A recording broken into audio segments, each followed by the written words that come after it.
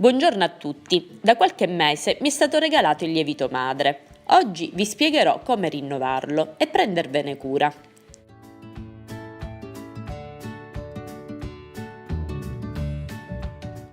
Per 220 g di lievito madre avremo bisogno della stessa quantità di farina, quindi 220 g, e la metà di acqua.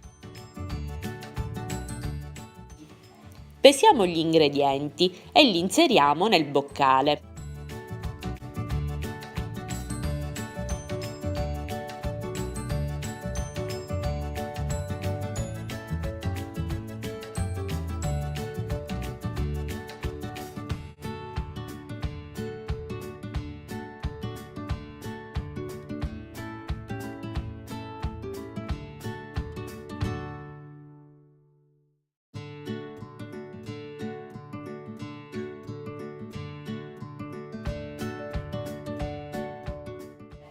E impastiamo il tutto.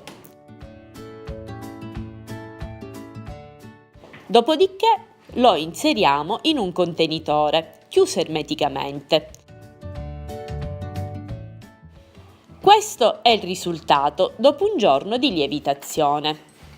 Se lo utilizzate ogni 3-4 giorni potete tenerlo in dispensa, ricordando di tenerne da parte almeno 150 g per il prossimo rinfresco.